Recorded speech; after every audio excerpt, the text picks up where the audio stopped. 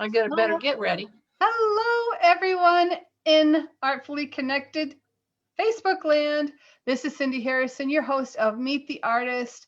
And I have with me here today Miss Cindy Mann Vitale. Hello. How are you? I'm not in Facebook land. I'm at my grandson's apartment.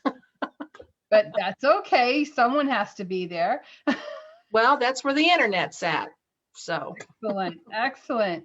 So we're just going to hang out for a little while today together. And because we get a little confused when we talk to one another, or people talk to us when we're together, Cindy Mann Vitale is Cindy Ann without an E. And I'm Cindy Lou, like in Cindy Lou Who. So if you have questions you want to post to anybody, you can say this is for Cindy Ann, which I'm hoping it will be, because I do run out of questions eventually. So but please. you have all the answers. No, I don't have all the answers. I hope. No, I don't. So please help me and welcoming Cindy and ask questions, and we will have her answer them for you. So first question, really, really, really tough. Really tough. Oh boy. Okay. I'm ready. Tell us where you're from. All right. Well, I am from Germantown, Ohio, which is sometimes that's a little confusing because there's a German village that's close to Columbus, Ohio. So more or less just like a little suburb. And Germantown is about an hour from Indiana, and it's about an hour from Kentucky. So we're right down in the southwest corner of Ohio, not too far from the Ohio River. And it's a small little town. It's nice. It's one of those little bedroom communities. I think we've got around 6,000 residents. And I used to live in Plymouth, Massachusetts, and that was a beautiful area. I could see the Mayflower from my window of my apartment. So that was a fun time.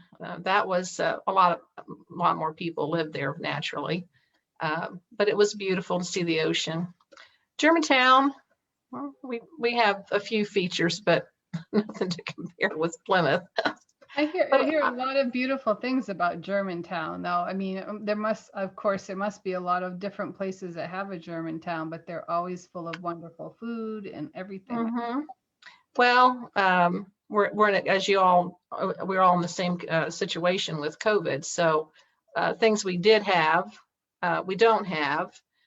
Some people are still struggling to stay open, but we have a little Bijou theater that's goes back probably 100 years. They used to play the little piano in there with the silent movies, and they actually had someone come in and play. It's very historic. Beautiful old buildings, lots of beautiful old homes. We live at the edge of town in a newer ranch home. It's like 1979 era, but it is a very nice little town. And I like it here. You can get out and walk around. We have a park. And I used to live in the old toll house when I was a little girl. Of course, it wasn't a log cabin that we had. We had indoor plumbing, but it was covered with siding. And then they discovered it was the old toll house on Route 4. And so that's kind of historic. In fact, I painted a ornament, and I'll have to post that when I get the blog up and going, of the toll house, the way it looked originally. And that was a project that Deb Malusky put together, and everything was sent through the Library of Congress, and it was hung on a Christmas tree. Everyone created books, little wooden books. Thanks for reminding me of that. I'll do a link on that. Very, very fun project. So wow. So there's a lot of people here tonight, or I say a lot, two's a lot, but no, there's more. Two is better than one. There's more than that. There wouldn't be a lot of conversation if it was just one of us. So. Right. No, but there's a few people here. One person says she lived in Columbus and Germantown, was gorgeous. And Tracy Kirsch says that it's great to see you, and I'm glad you Oh, Tracy. Hi, Tracy. settled back to designing and teaching again, and now to get you to travel up to old Wisconsin. Okay. Okay. Well, we'll have to see when all this will happen. Right. Waiting.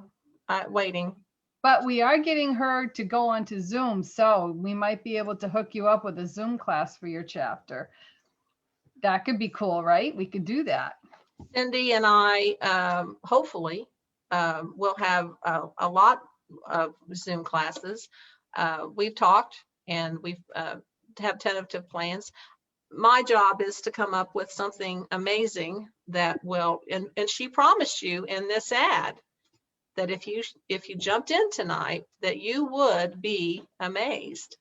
And so hopefully I can keep that reputation going and I can continue to amaze. I amaze myself as a general rule. I'm like, oh my gosh, I didn't really do that, did I? But we've got something we're talking about for February, and we'll have to see. But we'll be talking and planning things for the 2021. So the second big question of the hour is, did you come from an artistic family? I did, and not in the traditional sense, but my grandfather, well, I guess I should say great, going back, was from Germany, Mechanicsburg, and they were inventors. And so I consider that to be a creative background. And they designed machinery. They were engineers, and they designed machinery for manufacturing. And then they came to America from Virginia and landed in Ohio. And they created the Hupmobile. And so if you're a car enthusiast in any way, that name might have some recognition. So my maiden name was Hupp, H-U-P-P. And I don't think it was an abbreviation from the research that my dad did. But the Hupmobile has one P, H-U-P, mobile. And my dad was a mechanic, and he also had a lathe, and he would create things out of metal, out of wood. His mother, my grandmother, would make, they were very poor, very, very poor. It was the Depression era. And so she made dresses by creating a newspaper pattern for her patrons, her customers. They would come to her and tell her what they wanted, and then she would create the dress design for them. And I'm sure she was not paid adequately, but it was a case of survival. And so, to have food on the table, 7 children. And she crocheted, and I have some things that she made. And she just sat down with thread, the thin crochet thread that I can't even imagine how she could see it. And she just made things for the dollies. There was no pattern. She just knew what to do. And so she created that it was kind of as she went. And then on my mother's side, my mom was an artist, and she could draw. And so, yeah, I have something, I guess that's where maybe some of that comes from. I'm not real sure. So when did you start painting, or when did you realize you had artistic talents and headed in that direction? Well, from the time I was just a wee little girl, that's what that was my preference for how to spend my time. And I'm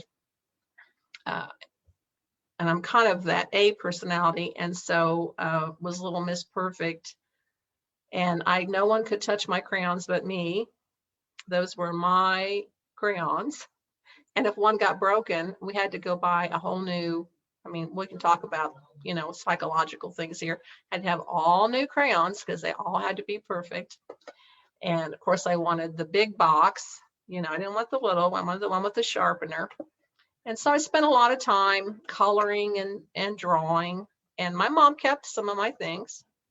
And then as time progressed, we had art in school. Of course, obviously, that's going to be my favorite class, my favorite topic. And then, of course, I don't know who remembers John Nagy. Remember the John Nagy on TV? And they had a John Nagy drawing set, and you could do cones and cubes and spheres and how to shade. And I came with charcoal and all that. So I was all excited about John Nagy. And then we all remember Bob Ross, right? I mean, now that I know someone's going to recognize Bob Ross. So those were TV shows. We had, you know, what was that? PBS or something. We could get that on our set at home. And then I had art in school, in high school. I took art all 3 classes, all 3 years. And then when I got married at a very young age, we moved to Massachusetts, and there was a group of ladies in the church.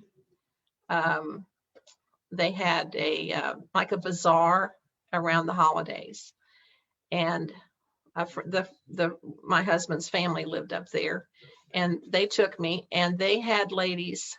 Oh, it was a little table set up, very, you know, improv, just a little folding table. And they had the most beautiful artwork. They were doing, I don't know if it would be rose mailing, but of the huge, huge cabbage rolls. Cabbage rolls, listen, cabbage roses. I'm not even hungry. What made me say cabbage rolls?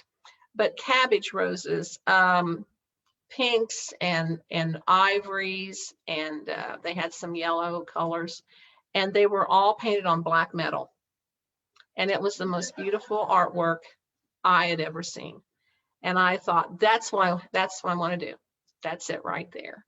I think it's also could be called, I don't know if it would be called Zostrov. Yeah. And so I talked to the ladies. Every one of them looked like me. I was 17, and they all had white hair.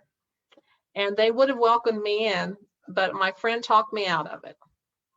She said, you just won't be able to afford to do that. It is so expensive. So I got pushed back. I thought, well, I was tentative. I didn't have a lot of self-confidence. Never had a lot of self-confidence. So I put it off, and I got into my 20s. We were back in Ohio again. And by this time by the time I was 24. I had a 3-year-old by then. And there was a little ad in the paper, and I never read the ad. So it was like 2 sentences, $3.50 a class, toll painting. And I thought, well, I know I can afford that. So I arranged for my mom to babysit. It was on Thursday nights. And I drove over to Franklin, and was Priscilla Hauser, One Stroke Oil. What a train wreck. I had oil here. I had oil here. I had oil here. I had oil here. I never got one thing done because I could do it, and then I'd stick my finger in it because it was still wet, right? Well, you remember the class I did last month where I had my sleeve in my paint? There I am. Wherever I go, there I am. So I thought, well, what am I going to do? I mean, I painted the same slate with the same daisy till the paint was probably this thick. So Millie Smith, bless her heart, she had a book come out, and it had, I don't know if anyone remembers, it was the heart, and it had the one egg in the nest with the checkerboard. And that was it. I was ready. The teacher said, well, Cindy, since you can't seem to do oil, why don't we try acrylic? And what happened then was history in one sense, but it was not necessarily good for that environment because I ended up drawing my own patterns. And then I was drawing patterns for the girl that was down the table from me because she liked my pattern better than she liked what the teacher did. And then the teacher was on the phone a lot. And so I was helping people with their project. And I voluntarily excommunicated myself from the class because I was going to say, you're not making any friends there, are you? no, I was not. Well, I was making friends Not with the with teacher. the wrong people. So then, and that was not intentional. It just evolved. I mean, you meet people and you get to be friendly, and then I'm sitting there going, I don't like this design, so I changed it, and then someone looks over. I mean, it happened. I had no intention.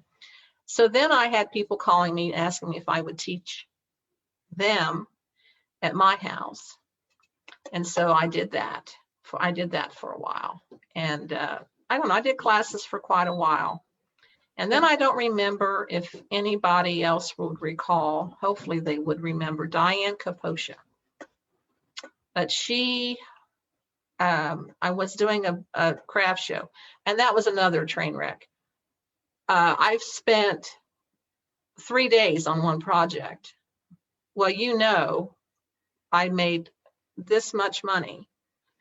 I couldn't crank it out because I was doing my own designs, and then I changed the color, and then I think, no, I'm going to add this, and I'm going to add that, and I think this would be prettier if I had this. So I'd show up at a craft show with like 5 things. Each thing was like $10,000.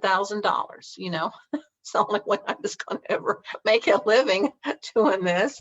So, but I used to go to the craft show anyway, and I met people and had a good time, and spent more than I made on food, and but it was entertainment. But Diane Kaposha showed up, and she walked over to my table in Middletown, Ohio, and she was there visiting her sister. And she said, "Did you do this?" And I said, "I did." And she said, "You're good." And I said, "Well, that's nice," because that isn't usually what you get at a craft show. Usually you get, "Oh, I could do this myself at home, but I don't know, this isn't too bad. And I know you've got $20 on it, but I don't know. You think you could maybe think about taking 15?" And yeah, no one usually walks up and goes, "Oh, wow, I really like this." And so I said, "Well, thanks. I appreciate the compliment. That's real nice of you." And she said, "You're going to do books."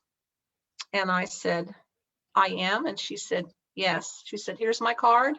And when I get home, I'm going to call Mickey Basquette at Plaid. She's the editor, and you're going to do a book." And then I thought, yeah, right. I mean, she was great. I loved her. She's a fabulous lady. But I thought, no. Well, she told me to call her. So I called her, and she said, "I've talked to Mickey, and you're going to do a book." And so I went to Columbus, and I still wasn't in. My head wasn't in yet to the whole premise of it. And so I went up to the Hoot Convention up in Columbus, which is like an hour from my house. And I went to the Plaid booth, and I said, "I wanted to show you some things." And she said, I introduced myself, and she said, "Are you Cindy?" At that time, I was just Cindy Mann. She said, "Are you Cindy Mann?" And I said, "Yes." She said, "You don't have to bring that in." She said, "You're doing a book." So it just happened. And so I didn't realize at that time that was God.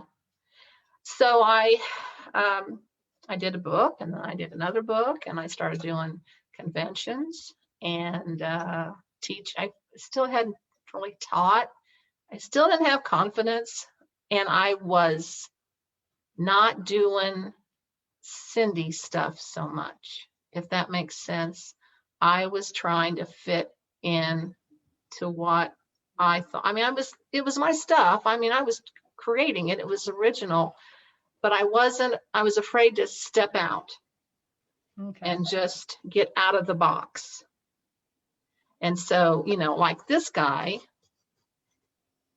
that's me way down in there. The real Cindy. Now that doesn't scare you. Nothing will scare you. But I like to do characters, and that's been a dream of mine to do, maybe do illustrations, children's books, and things like that. And I like to create something that's really, really unique. And I was always afraid to do that. So, and I still sometimes have a moment where I think, oh, I'm going to do this. And then I think, oh, nobody will like that. I better not do that. So what did you decide what is your favorite subject matter? Do you have a particular subject matter that you like doing that makes you the most happy? That's a little bit difficult.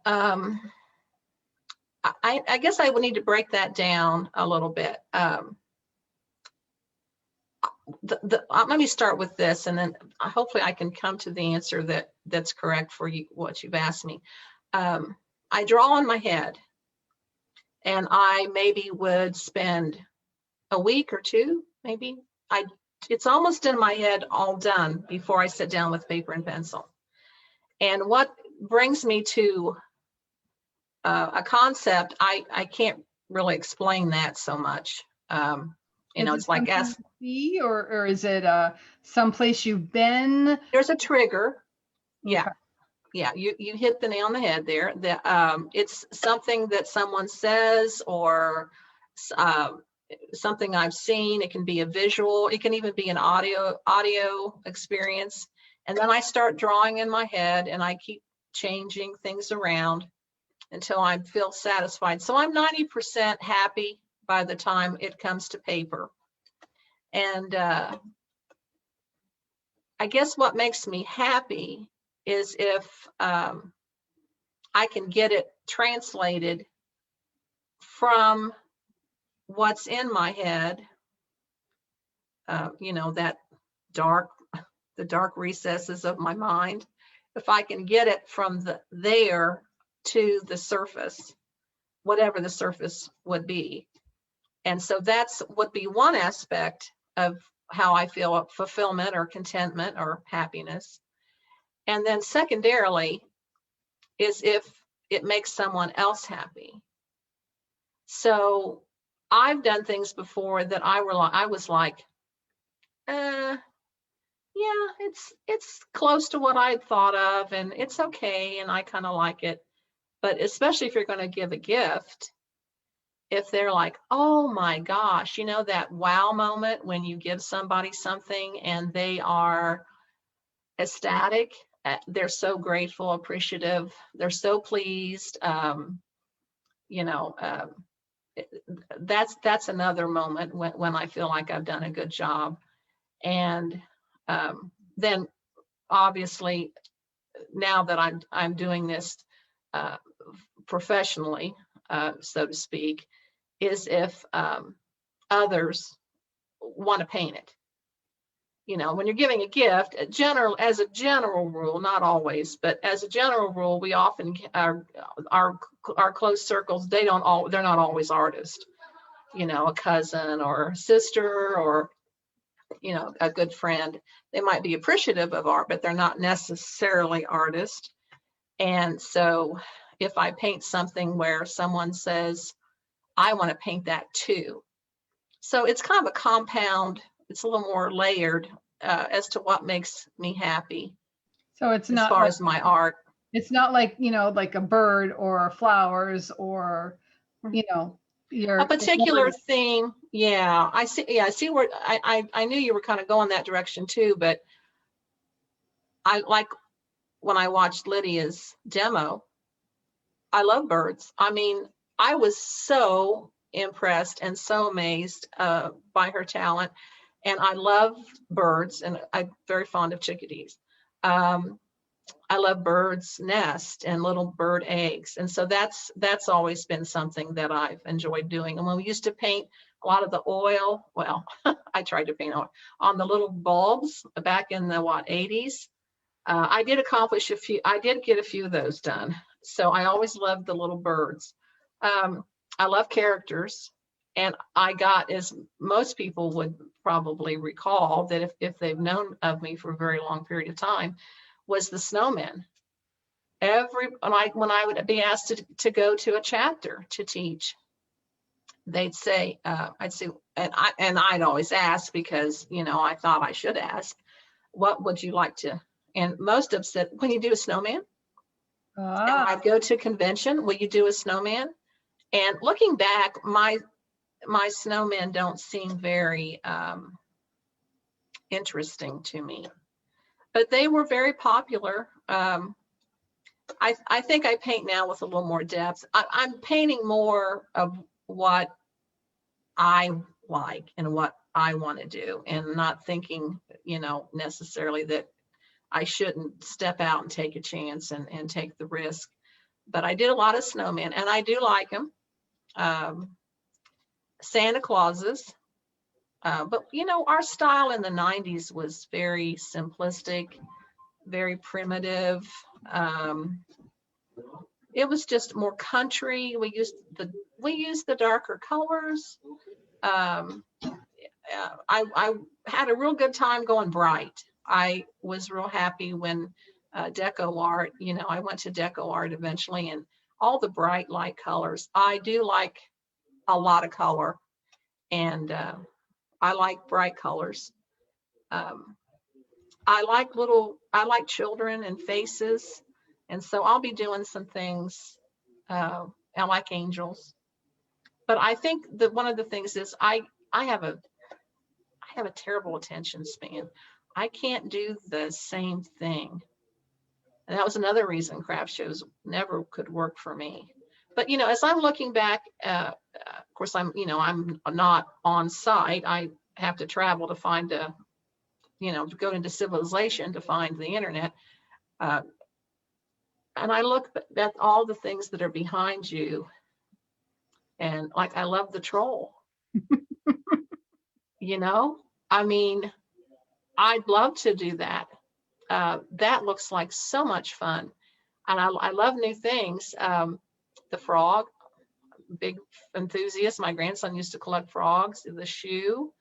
I'm not so much for animals.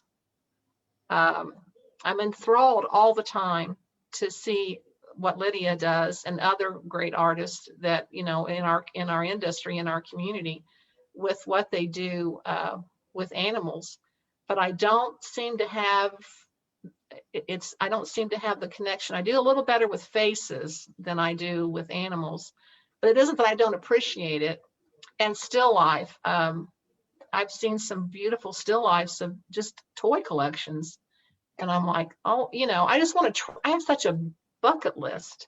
I have so many things that I want to do, and I got to hurry up. Well, I just want to clock is ticking. Gina says that your work makes me and my daughter, the usual gift recipient, happy. So see. That's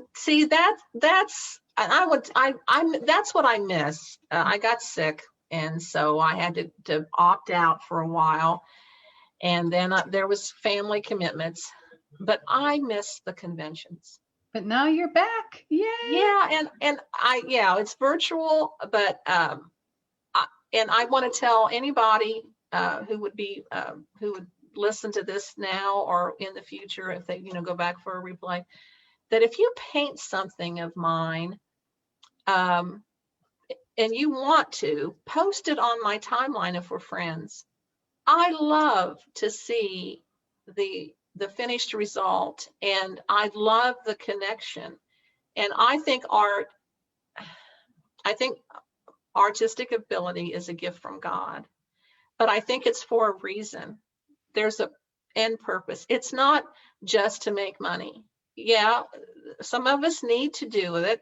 We need the money, some of us don't. It's just it's fulfillment. It feeds the inner soul. I just put that on my timeline not too long ago. What does art mean to you?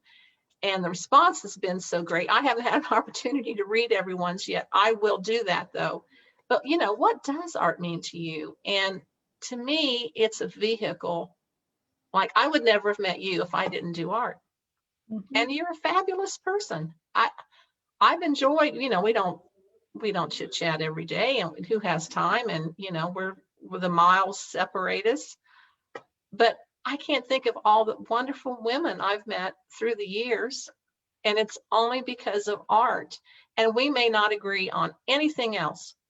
We may not agree on what do we like to eat, what kind of clothes do we want to wear. We may not have a faith connection. We may not have a political connection. But we have art. But we have the art, Yep. and it binds, and it gives. If you can overcome all the other voices in your head and just focus, the most fun I've had is going to teach, and being at the conventions. And I remember one lady said to me, and I've never thought of myself this way, but apparently she did.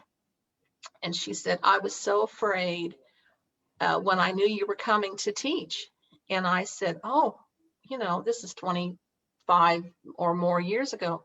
I said, why were you afraid? And she said, oh, you're a big brush. And I said, no, I am not. I'm just Cindy, and we just going to have fun. And she said, I came in, and she said, I felt so intimidated. And I said, I am so sorry that you felt that way. That's a shame. You paid money to come to the class, and you were, felt fearful the whole time. And she said, and when you got up, when you came in the room then, because it was a chapter meeting, and then you came in and you had on bib overalls. You had your hair pulled up. I had brown hair then. And you had clogs, and you threw your clogs over in the corner, and you walked around with your socks on and said, okay, let's have some fun. She said, I just melted. And she said, and it was one of the most fun classes I've had.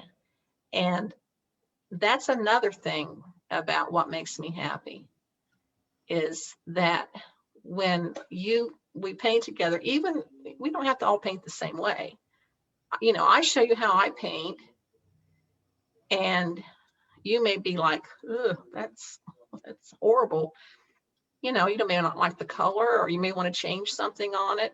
But when you're done, if you're happy with what I showed and what I shared with you, then it's hard to describe what makes you happy about art, but because there's so many things. I know.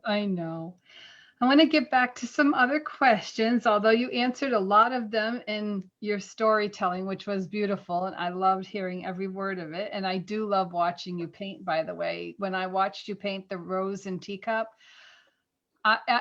you honestly had me mesmerized that how you were doing it. And it was just, yeah. So anyone who ever has a chance, if you haven't had a chance to take a class with her yet, you should, because it is just amazing.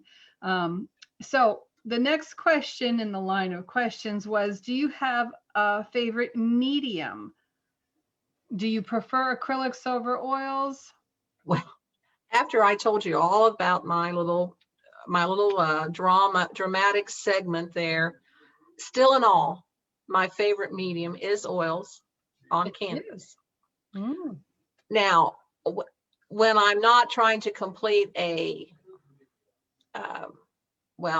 don't like to minimize the importance of creating any kind of art, but if I'm going to do like a craft item, I hate to even use that category because that's really incorrect.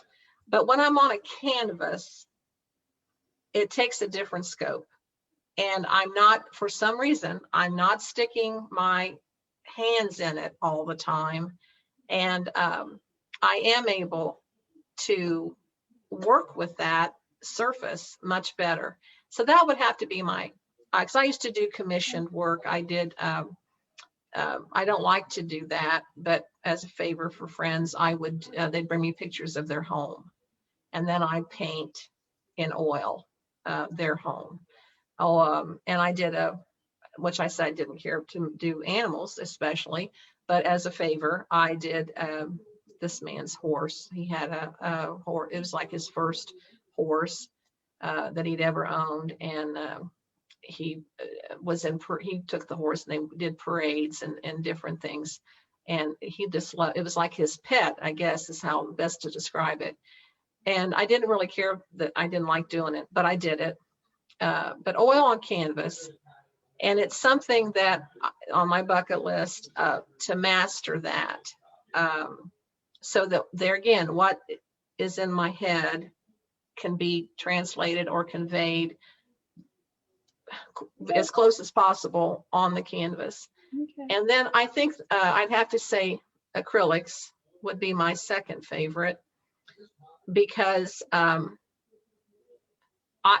can pretty, like with this, I keep showing this about, I can pretty accurately, I don't know if you can see, Yep. but I got it. I pretty much nailed what I wanted to do with him. I didn't have there wasn't a lot of struggle. And struggle, how define struggle? Sandpaper, base coat again, patch, fix, adjust. Some things just flow, and I'm sure anyone who paints can attest to that and say, oh, I had so much fun painting this, or you hear, oh my gosh, I am never going to paint this again. So acrylics, I've kind of feel like I've mastered them. Now, does that mean if you would come to if we do a free demo, or if you come to one of my classes, does that mean that I won't stick my finger in that and smear it all over, or get too much water on something and have to mop it up or have to fix? No, but the struggle isn't as, intense. And then the third medium would be watercolor. I love watercolor, and I've done a few commissions with watercolor. That's a tough medium. That's not forgiving. You got to get that right. It's not, you don't sand it off, or, I mean, Louise Jackson, who doesn't just admire her more than words can say. And she has tips and tricks, but up to a point, you're still kind of limited with watercolor. And now, after seeing Lydia Steves, I would love to approach some colored pencils. I mean, she's mastered that. I was, and I haven't done a lot with mixed media, but it's kind of like saying, what's your favorite color? And I love all the art, and I love all the techniques, and I love all the colors. And this for a question, what's your favorite brush? Do you have a favorite brush, or do you love all the brushes? I love all the brushes. Oh yeah, right. Well, I guess this is like an infomercial. I'm going to be trying some new brushes, but I'm such a ditz, and I have to confess, that I am. And I have the attention span of very small child. And so I have a lot of things started and not finished. And I know I'm the only artist out there that's done that. I mean, I know it's just me. It's just indicative of my personality. However, I am one to leave a brush in the water, and it can be left in the water for 10 minutes while I go get a drink of water, and then I, maybe go get a snack or go to the restroom. Or I can leave a brush in the water and come back in a week and it's still in the water. So what I was discovering was that I never had any paint on my brushes, because they're wood with the and it kept chipping off, and of course that was in my paint. I was painting along, then clump, here comes some paint.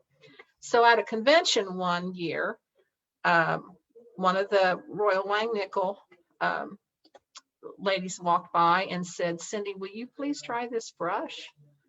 And I said, well, sure, and I picked up that clear acrylic handle, and I went, I don't have to try it. I can tell you, I'm going to use your brush. And she said, are you sure? I said, yeah, because see this handle? This has nothing on it but just, well, it does when I get done, because I'm not only am I have attention span issues, I'm lazy when it comes to some things, which is cleaning the handles of my brushes, because I get paint on my fingers, doesn't matter what kind of medium I'm in.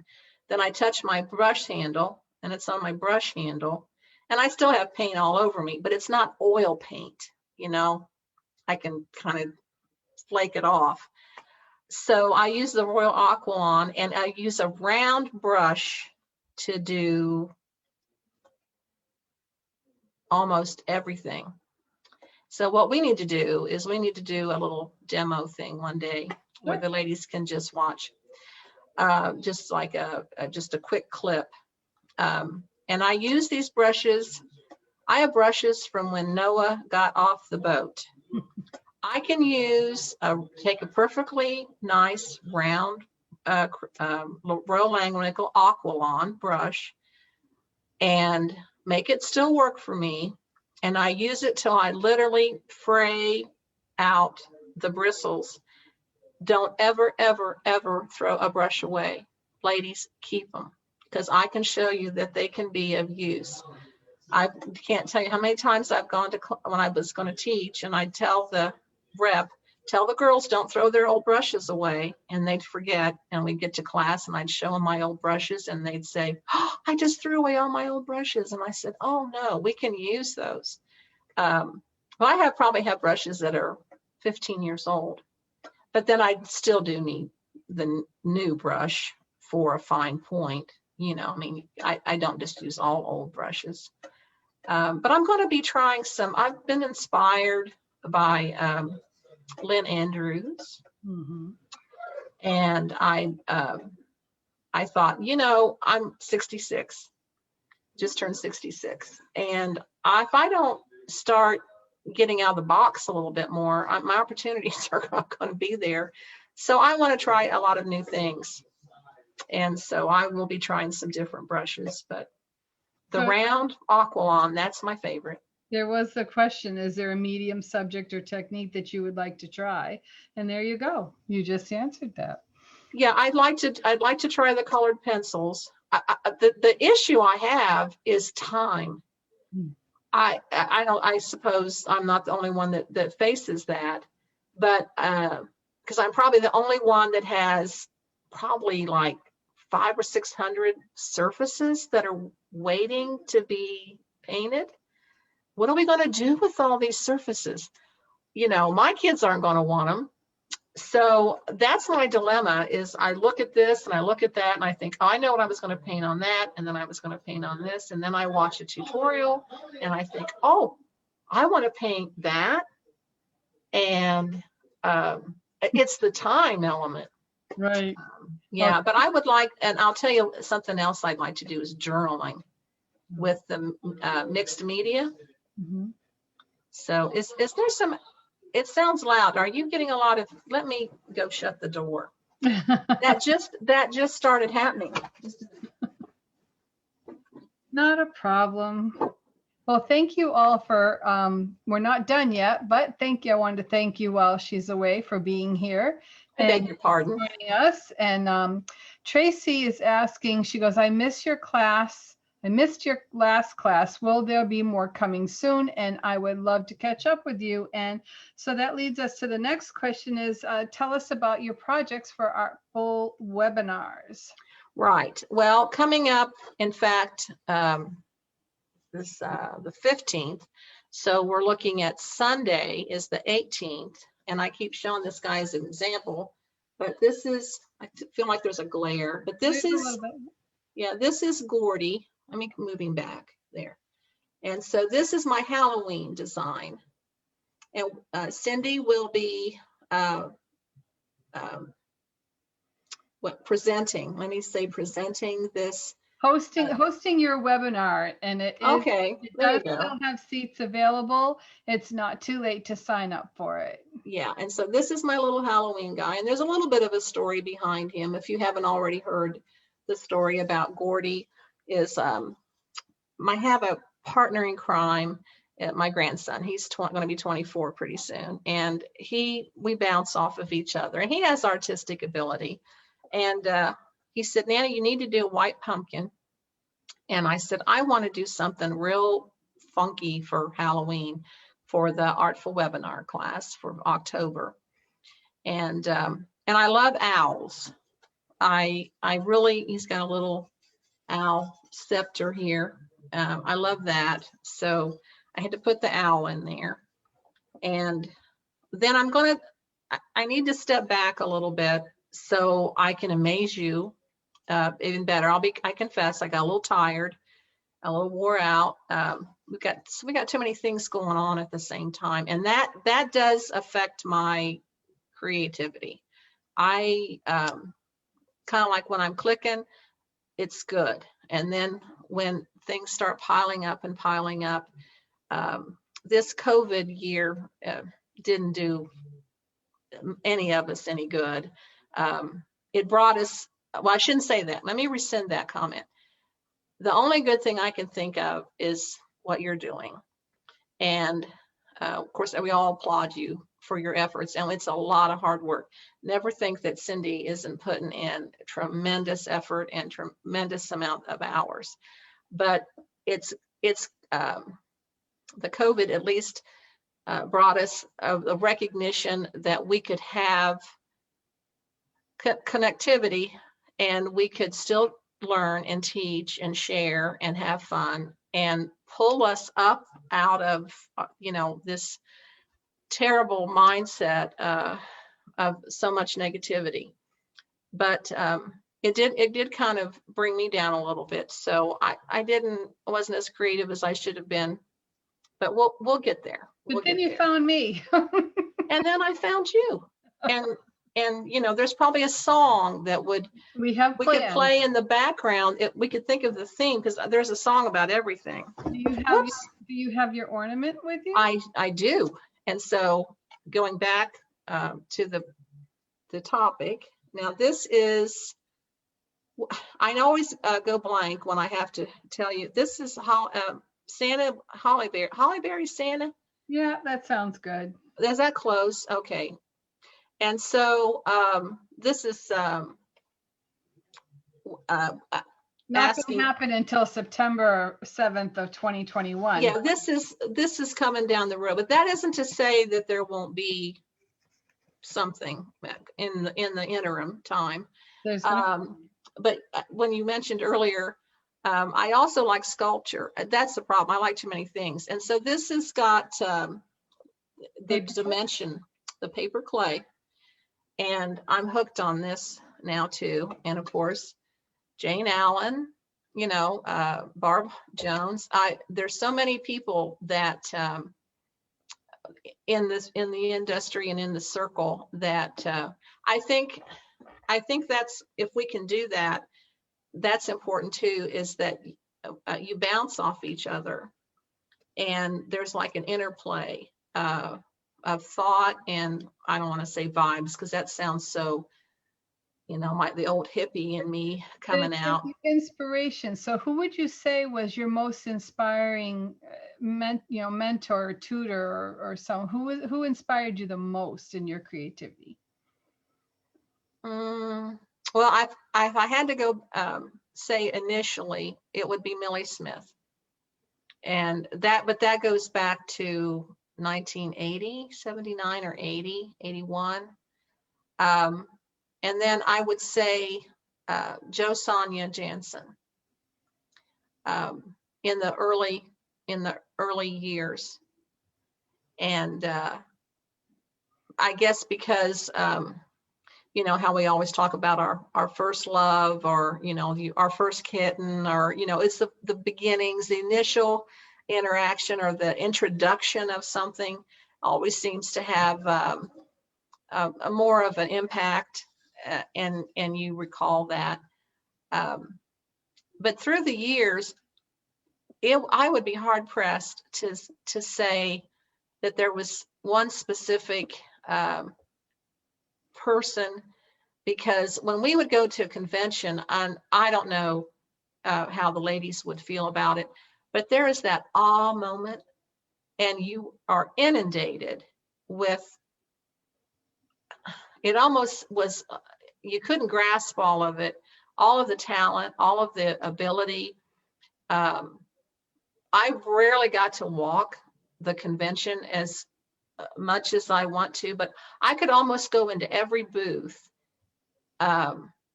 literally, and say there was something in there that that brought something to me, that something I loved or I appreciated, or, I mean, the names, I'd have it. It would take us another half hour to go through the list, but Millie Smith and Joe Sonia would be.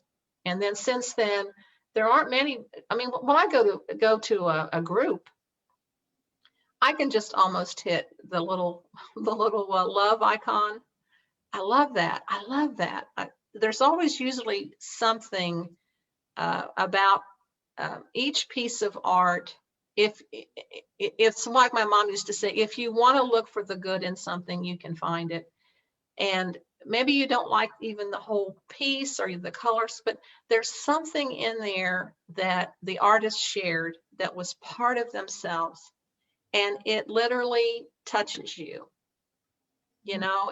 And of course, you know, we always have to be careful that we aren't copying someone else's work, but it's very hard to, like the cat you have in the background with all the colors. I love that. And every time that you present it online, my eyes go immediately to that piece of art, and then the troll, of course. But it's all the colors, and it's hard not to take away something. Everything inspires you. But now, of course, you know, we have a whole new generation. Most of us girls started in our 20s, and it's hard to think we've had 40 years, a 40-year span. I was, excuse me, I was 24, and now I'm 66, so 42 years. And there's been we've evolved, you know, but we've taken a little piece through the years from somebody that we've enjoyed their art, and it's somehow it's formulated in us. I think it's contributed to what we do now. So out of those 40 some odd years, what would be your best tip to give somebody in this industry today? If I was to, whether it be a young girl starting out, or if it would be a lady my age who'd never painted before, I think what I'd want to leave them, the message I'd want to leave with them is, don't be afraid. I spent a lot of years being afraid and not having confidence. And then secondarily, I would say it doesn't have to be perfect. It doesn't have to, I try to put that in all my packets. Good is good enough. And it may be that you did it and you don't like it. You know, we all laugh about the toll fairies that come at night, and, you know, they fix things and make us feel better the next day. And to some degree, that's true. But sometimes, honestly and truthfully, you say, that was a train wreck. It didn't turn out how I wanted. But don't give up. And what was the first thing, the first teacher I had at the little $3.50 a week class, she said, I want you to keep the first thing you've ever painted. And next year you come back and get out one of your recent pieces and compare the two. And then the next year, if you can hang in there and give yourself permission for it to not be perfect and to try not to be afraid, the opportunities are endless out there. And if it's not me, if I'm not your teacher, and it may be I would not be, but well, just go into Cindy's website. Look at all the opportunities there are out there. I mean, there's something for everybody. And so that's another thing. I guess I need to add that is to the list. Don't give up if the first thing you did doesn't touch the soul. You may be the one who paints the teacup, or you may be the one who wants to do the chickadee. And you'll find yourself if you just give yourself the opportunity. And there's so much opportunity now, because now we have Zoom. I mean, if you can get on the computer at all, if you have basic skills, you can do this. You can. This isn't hard to just download the app and click, and you're in. You know. Cool. Well, thank you so much. We're at the top. We're out of town. Out of time. But it's been really enjoyable. I've enjoyed listening to your story, your artful journey, and I hope everyone else has too. I know you have a lot of followers here tonight, and so if you want to see more of Cindy Mann Vitale's designs, you can go to her Etsy shop, and I put it's Cindy Mann Vitale design. Yeah, I only have a few things up, but yeah, it's a start. But watch Artful Webinars, and she will be doing more designs as she can get them out onto the canvas. And there is a pixelated palette. I probably will have something in there, and painting e-zine. Awesome. So, and do you have any patterns or your books? Are your books still out on print for sale? I have on the Distash website. If you're in the Distash group, I think it's called Painter's Delight Distash. Okay. I have an inventory of that I'm going to of plaid and some cabin crafters, but we have to downsize. It's just that simple. And so I'm selling some books at what I feel is a reasonable price. And then my grandson and I are talking about doing an ebook. And so I may try to do with some new designs, but it's very difficult for some girls to print all that out. And so I've been a little tentative about that. And I don't know if anybody's even doing books anymore. I know there's a few, but everything's changed. And so I'll always have e-packets, and I always will do hard packets for ladies who have written to me and said, Cindy, I just can't do, my printer won't allow me to do this. And I'll accommodate that. So I'll accommodate it. So be friends with Cindy Mann Vitale on Facebook. You can message her. You can post your Cindy paintings that you've done of her designs on there. You can also post them on Artfully Connected and then tag her because she is a member of our group. And you can see more coming from her on the painting e-zine, the pixelated palette, and Artful Webinars. We've got things working. So stay tuned for more coming from Cindy. And thank you, Cindy, for joining me. And thank you, Cindy. Artful Webinar family. And thank you all for coming here tonight. And when you get a chance, Cindy, you can go back and read all the comments. And have a great evening, everyone. And we'll see you again soon. Bye-bye, everyone. Take care.